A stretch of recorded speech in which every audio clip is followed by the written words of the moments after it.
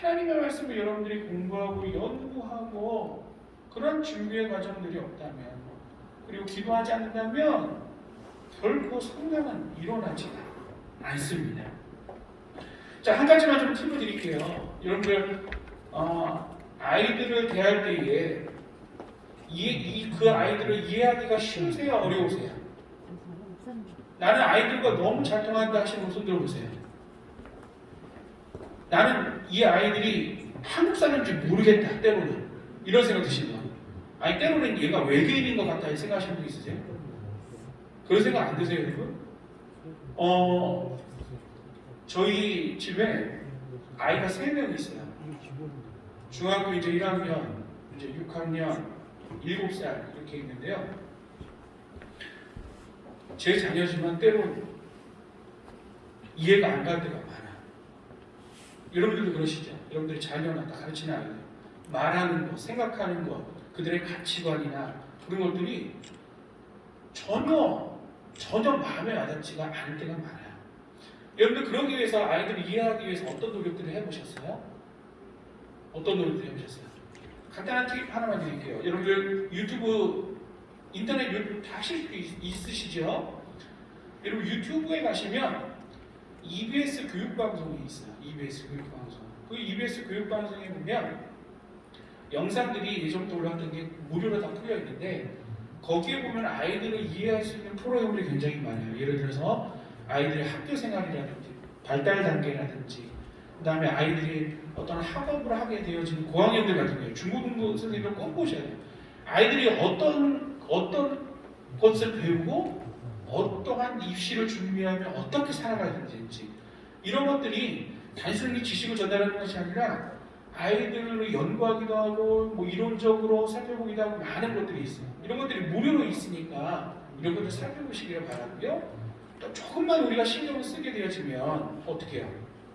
서점에 가서 우리가 그런 책들에 대한 도움을 받을 수도 있고요. 가장 더 쉽게 우리가 도움받을 수 있는 방법이 뭘까요? 우리 아까 앞에 나오시던 교육국 우리 담당 목사님, 또 우리 전사님 같은 전문 사학자들에게 이러한 부분들의 마음만으로 담아두지 마시고 고민들을 이야기하시고 도움을 요청하시고 받게 되시고, 그것을 위해서 훈련받고 준비되어진 분들이거든요. 그래서 이렇게 성장을 위해서 여러분들 노력하시고 애를 쓰셔야 한다는 것입니다. 자, 세 번째, 학생과의 관계를 회복하셔야 돼요. 학생과의 관계를. 자, 5가지 영역에서 여러분들 기능을 회복하셔야 됩니다. 첫 번째, 아이들의 필요를 채워주는 부모가 되어주시기를 바래요. 부모. 우리가 직접 배가 아파서 낳은 자녀는 아니지만 영적인 부모가 되어준다는 거예요. 여러분, 필요를 채워준다는 것은요, 뭘 맛있는 걸 사주고 뭘 입히고 하는 것이 아니에요. 마음을 알아주는 거예요. 요즘 우리 아이들 부족한 게 없어요. 웬만하면. 그래서 웬만한 간식 주면 감사하지도 않아요. 그렇죠? 달란트 시장 하시나요? 달란트 시장 하세요? 달란트 시장 하시는 교회도, 저희 교회도 안 하거든요. 근데 달란트 같은 거 이제 할 때 고민하잖아요. 한정된 예산에서 아이들 어떻게 하려고 하면. 근데 우리는 고생한다고 준비해놔. 근데 애들이 좋아해요? 그닥 좋아하지 않을걸요? 왜요? 흔하니까. 너무 흔해요. 우리 아이들 물질적으로는요 부족한 게 없어요. 근데 왜 요즘에 옛날 같지 않고 결핍된 아이들이 왜 이렇게 많을까? 정서가 메마른 아이들이 왜 많을까? 마음이 채워지지 않기 때문에. 마음이 채워지지 않기 때문에 우리 아이들이 물질적으로 풍족해도요, 마음이 채워지지 않은 곳에서 오는 많은 문제점들이 나오게 되어지죠. 그렇기 때문에 마음을 알아줄 수 있는 부모와 같은 교사가 되어셔야 됩니다. 두 번째, 아이들의 마음을 알아주는 친구가 되어주셔야 돼요. 친구. 세상의 교사와 제자는 상하관계예요. 일반적으로 지식을 가르쳐주고 받아들이기 때문에 상하관계 될 수밖에 없지만, 교회학교 교사는요 수평 관계의 교사와 제자가 되어 주시야 돼요. 친구란 무엇입니까? 허물을 내보여도 그것이 흠이 되지 않는 사이가 친구래요. 인디언 말로는 친구가 뭔지 아세요? 나의 슬픔을 함께 짊어지고 가는 사람을 친구라고 이야기한다라고 하더라고요. 우리가 무엇을 많이 가르쳐서 외우게 하고 입상을 하기 위하여 어떤 교육대에서 입상을 받기 위하여 우리가 교사가 되어주는 것이 아니라 그들의 마음, 그들과 함께 대화하고 공감해주고 시간 함께 해줄 수 있는 이런 친구와 같은 교사가 되어준다는 것이죠. 세 번째, 코치가 되어줘야 돼요. 코치. 여러분, 코치가 우리나라 말하면 감독이라고 이야기할 수도 있겠는데요. 코치가 어떤 역할을 하게 되어지죠? 운동선수의 코치는 어떤 역할을 합니까? 그 선수의 잠재력, 영향력을 발견해서 그 영향력을 끄집어낸 역할을 하게 되어지죠. 즉, 하나님께서 창조하시고 그리고 이 아이를 통하여 하나님을 영화롭게 하고 세상을 축복하게끔 세우신 이 아이들의 그런 무한한 은사와 무한한 잠재력을 발견해서 이 세상을 이끌어가는 리더로 살아갈 수 있도록 세워줄 줄 아는 그런 교사가 되어야 한다는 것입니다. 단순히 내가 분박부름 시간에 요만큼 가르쳤으니까 내 할 일은 다 끝났다.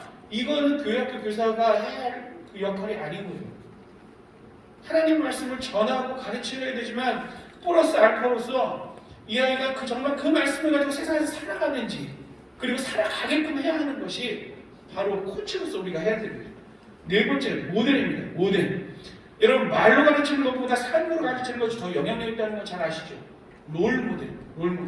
내가 변해야 아이들이 변하는 거예요. 내가 예수 그리스도와 함께 동행해야 우리 아이들이 예수 그리스도와 함께 동행할 수 있습니다. 내가 하나님의 말씀을 사랑해야 아이들이 하나님의 말씀을 사랑하는 아이들로 자라가게 되어줍니다.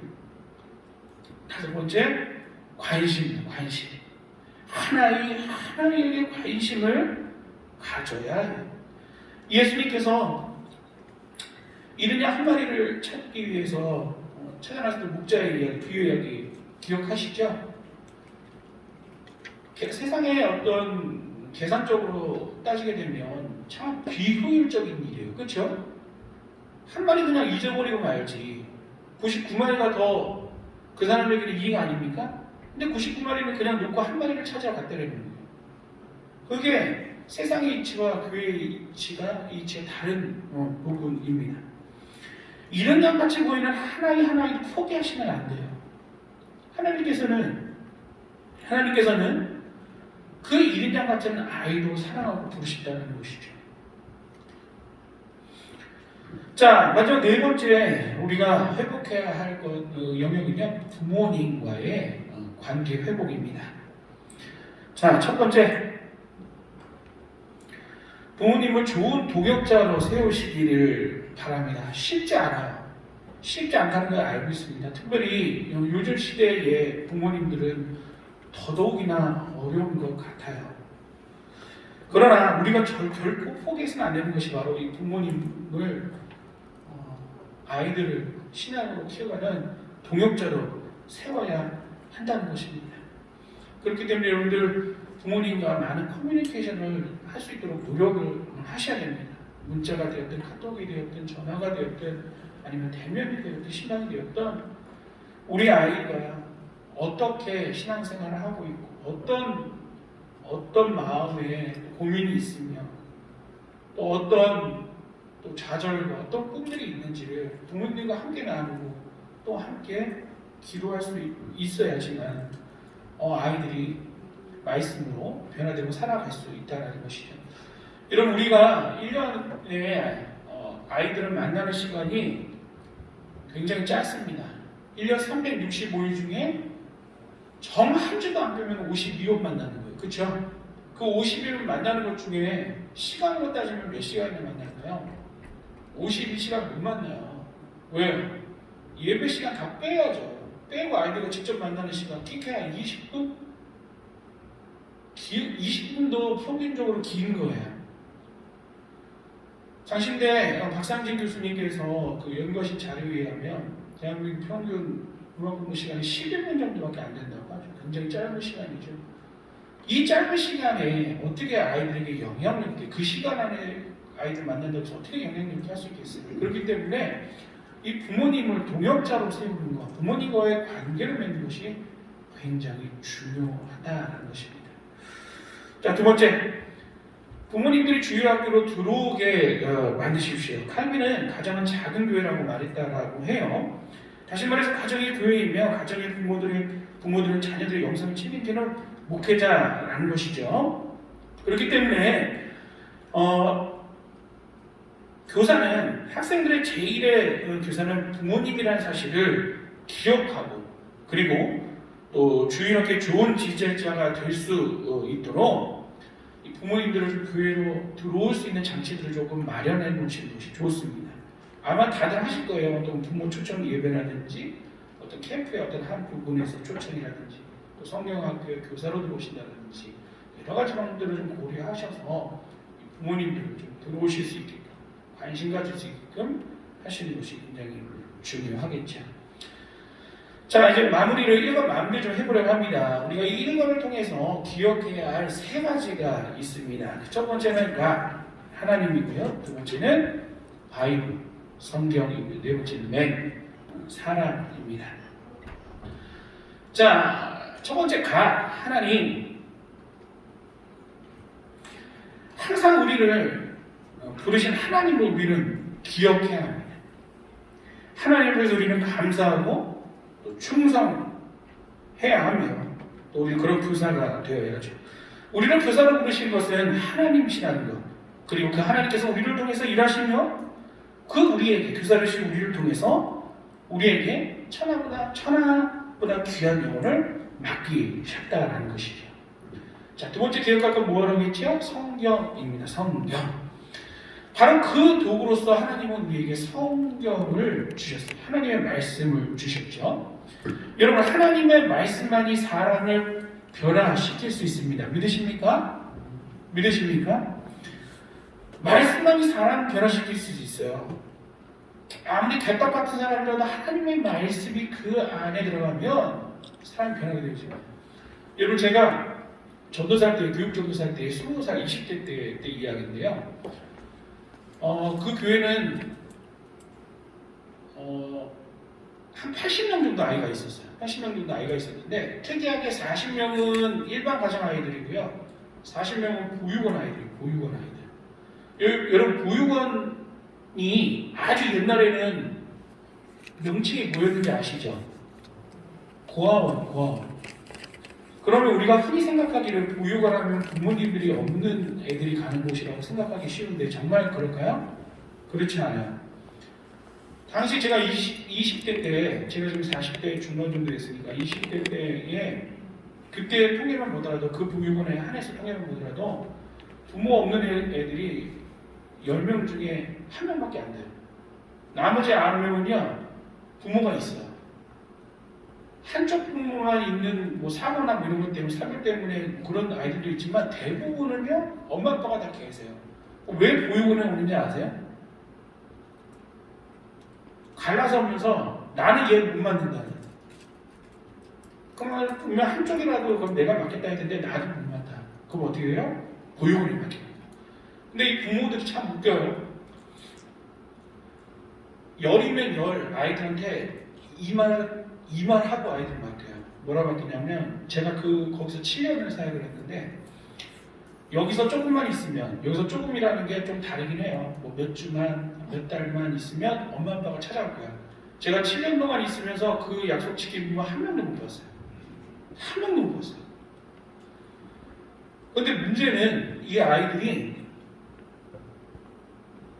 거기서 오는 트라우마, 상처가 굉장히 크다라는 거예요. 이 아이들이 보이는 단계들이 있어요.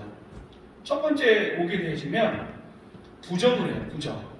어떤 부정을 하느냐? 나는 여기 올 아이가 아니야. 난 너희들하고 틀리다는 거예요. 나는 너희들처럼 부모가 없었거나 버림받은 아이가 아니야. 나는 분명히 우리 엄마나 우리 아빠가 얼마 있으면 데리고 온다고 약속했어. 부정을 해요. 자, 정확하게 연도가 기억나지 않지만 그 해에 여자아이가 하나 보육원에 들어오게 되었어요. 4년 정도 됐던 여자아이고요. 굉장히 4년이니까 작죠. 한 번도 교회라는 데를 와본 적이 없고요. 이 보육원에 와서 교회라는 곳에 처음 오게 되어졌는데 이 아이가 처음 와서 보이는 모습이 그거예요. 부정이에요, 부정. 난 너희들하고 달라. 그래서 교회에 왔고 보육원에 왔는데 한마디도 안 섞어요. 보육원에 들어가. 한마디도 안 섞고 말도 안 하고 활동도 안 하고 행동도 안 하고 아무것도 안 하는 거예요. 네, 다르다는 거예요. 자, 근데 시간이 지나고 부모들이 약속을 안 지킨다고 했잖아요. 그럼 이 아이들이 어떻게 반응을 하느냐? 하루 지나고 이틀 지나고 한 달 지나고 두 달 지나고 1년 지나고 2년 지나면 부정해서 이제 이 아이들이 폭발을 하게 되어져요. 그래서 나오는 행동들이 뭐냐면 제일 쉬운 게 이제 욕, 그 다음에 폭력적인 거, 그 다음에 도둑질, 여러 가지 비행의 모습들이 이제 보여지게 됩니다. 어느 날 주일에 예배를 마치고 이제 아이들 보육원에 이제 들어가기까지 차 시간이 좀 있었기 때문에 이제 교회에서 아이들이 좀 이렇게 시간을 보내고 있었는데 한 아이가 저한테 뭐 달려와서 전사님 큰일 났어요 그러는 거예요. 무슨 일이야? 가끔 이제 아이들 보다 보면 다치기도 하고 이렇게 하니까. 근데 교회 근처에 가게가 하나 있었는데 그 가게 사장님이 전사님 빨리 모시고 오랬다는 거예요. 빨리 모시고 오래요. 아차 싶은 거예요. 갔는데 그 여자아이가 도둑질하다가 잡힌 거예요. 도둑질하다가.